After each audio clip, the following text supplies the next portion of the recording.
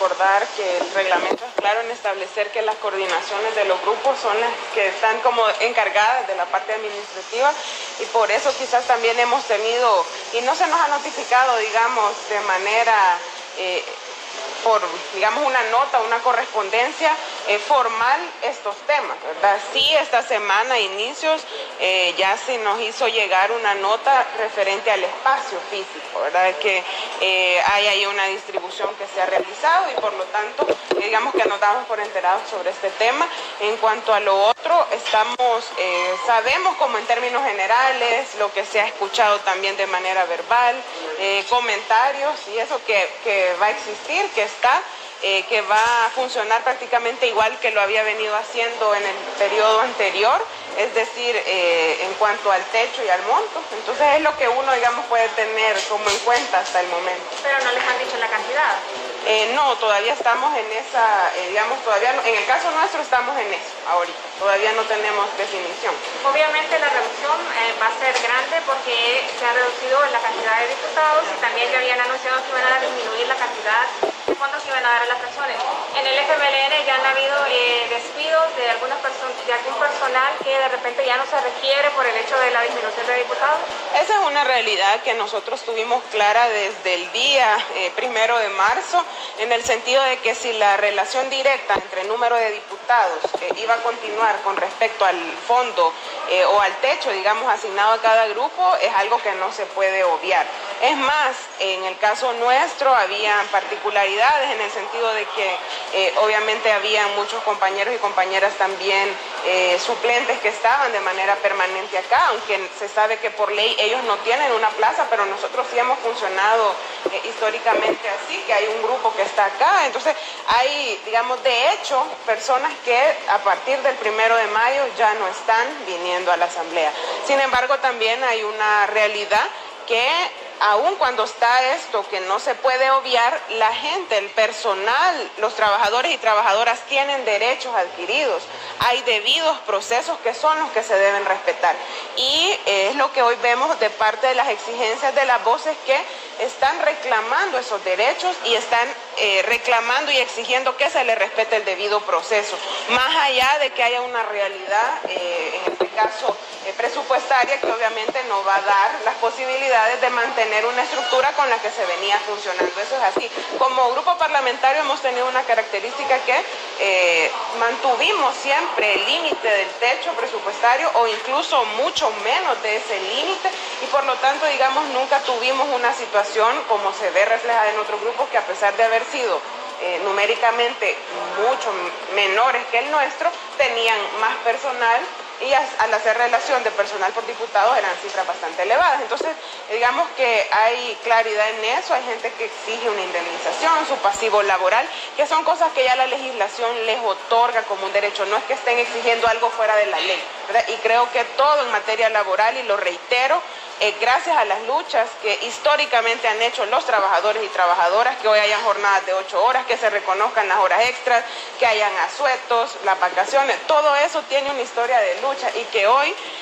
la Asamblea Legislativa sea parte de las que no cumple con esas reivindicaciones es muy cuestionable y por lo tanto a la administración actual, independientemente de lo que digan que hubo acuerdos previos, que fue la administración anterior, quien está ejecutando es la administración actual y es la que debe responderle a los trabajadores y trabajadoras, a quienes también les envío un saludo fraterno de solidaridad porque han emprendido un procedimiento de exigencia pues de sus derechos. Y otra cosa, que las expresiones sindicales todas son válidas, no debe por qué desmeritarse unas con otras y yo creo que lo menos que debe hacer también la administración es escuchar a todas las voces y no limitarse solamente a una de estas expresiones. Si usted ha manifestado, y no solo usted, sino que otros partidos políticos que no les han dicho cuánto les van a dar y por ende obviamente no les han entregado el presupuesto para la fracción, significa que hasta esta fecha los empleados de la fracción del FMLN no han recibido sus salarios.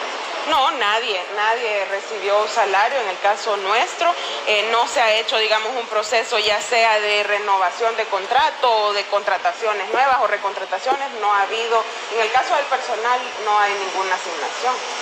¿Y a cuánto se podría reducir la cantidad de personal de lo que había en la legislatura pasada a la actual? Bueno, eso depende también de la forma en la que nosotros establezcamos nuestro funcionamiento.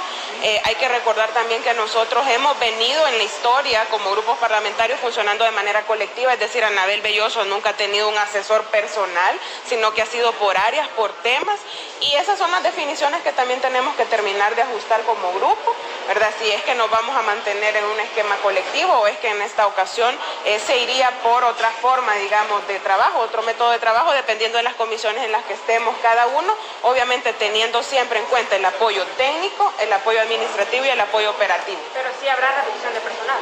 Sí, sin duda es una realidad, yo lo dije, es algo materialmente imposible mantener el esquema anterior. Y en esto hay que decirlo, hay mucha gente que hay claridad sobre este aspecto, ¿verdad? Es inevitable obviarlo. Sin embargo, no quiere decir que se violenten derechos, es a lo que hay que aspirarse, se deben respetar los derechos por parte de la autoridad, porque la relación laboral, más allá de la asignación de una persona en un grupo parlamentario, formalmente la relación es con la institución, es con la Asamblea Legislativa. Justamente, diputada, en el partido Arena en esta semana han habido despidos de algunos empleados. Ellos demandan de que no se les canceló ni siquiera el mes de mayo ni una indemnización. En el caso del FMLN, cuando pues obviamente tengan que hacer el reordenamiento del personal, si se les va a entregar esa indemnización o por lo menos cancelar el mes de mayo. Eso es lo que la institución debe prever y debería honrar el compromiso del pasivo laboral.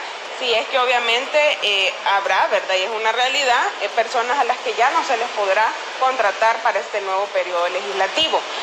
Ahí hay que decirlo, ya públicamente el presidente actual de la Asamblea ha expresado, se ha manifestado, son más de 1000 casos, son familias las que en este caso estarían perdiendo su ingreso y por lo tanto lo menos que se debe hacer es cumplir con la ley. Ahora el ministro de otras cosas está dando en comisiones que ampliar la carretera del Cerro, pero eso implica que deuda por 245 millones de dólares. Entonces, ¿cómo ven el hecho de seguir continuando ampliando préstamos? Bueno, nosotros hemos sido claras en las últimas plenarias al respecto del endeudamiento, más allá de que se trate de matizar o minimizar las implicaciones de la deuda pública en la vida nacional y también en los impactos que esto tiene en la población, cuando son proyectos de inversión, lo que uno cuestiona hoy es que prácticamente la única vía de financiamiento que mire el actual gobierno es el endeudamiento. Si no, no tendríamos solamente en estos primeros días de la legislatura, en este mes de mayo, las cantidades de endeudamiento que ya hay aprobadas, 1.530 ya ratificadas, y con que justamente hoy se está analizando con respecto a los chorros, otro que ingresa para educación y uno más que ha venido a solicitarse, la cifra es exponencial y por lo tanto habría que ver qué esfuerzos hace la administración pública por encontrar un saneamiento en las finanzas. No es solamente decir me voy a endeudar. ¿Qué pasó con aquel lema de campaña donde se decía que el dinero alcanzaba cuando nadie roba? Hoy no les alcanza y la única vía que ven es endeudar al país, es endeudar a la población, a las presentes y futuras generaciones. Hoy dicen es para la primera infancia, qué bueno, pero ¿por qué no ver otras vías también para poder implementar esos programas, esos proyectos? Fuera bueno verles haciendo esfuerzos significativos en priorización de gastos y no seguir en la dinámica de gastar millonadas en el tema de publicidad, por ejemplo. ¿Qué es más importante? Ahí es donde debe estar también la buena administración pública, el buen gobierno, no solamente en la lógica del endeudamiento, teniendo en cuenta que ya llegamos al 90% de deuda con respecto del PIB. Diputada, en otro tema, yo quisiera su evaluación de los 2 años de gobierno del presidente Bukele. Al parecer se habla que este martes va a venir a dar su informe. Él está obligado a dar informe cada 1 de junio a esta Asamblea Legislativa. El año pasado no se hizo, fue una excepción por el tema de la pandemia. Sin embargo, nosotros haremos una valoración más detallada justamente en el marco del 1 de junio al respecto, ¿verdad? Tenemos obviamente opiniones, hemos sido muy coherentes en nuestra posición de cuestionar cuando hay que cuestionar y se identifican cosas que van en contra de los intereses de la población. Cuestionamos la falta de transparencia y rendición de cuentas. Este gobierno no tiene la mínima vocación de rendir cuentas, es más, está siendo fuertemente señalado por posibles casos de corrupción en el manejo de los fondos públicos y en fin hay características también en el sentido de que es un gobierno autoritario, sin duda, acciones como el 9 de febrero del 2020, lo que sucedió en esta Asamblea Legislativa el 1 de mayo, al hacer intentos de golpe o concretizar golpes como el golpe al órgano judicial, pues son parte, digamos, de los adjetivos que pueden calificar al actual gobierno, además de hacer siempre un uso, en este caso, de ataque permanente, un gobierno muy confrontativo, cero vocación al diálogo también con las diferentes voces del país. Eso quizás de manera preliminar, vamos a profundizar la próxima semana en nuestras valoraciones.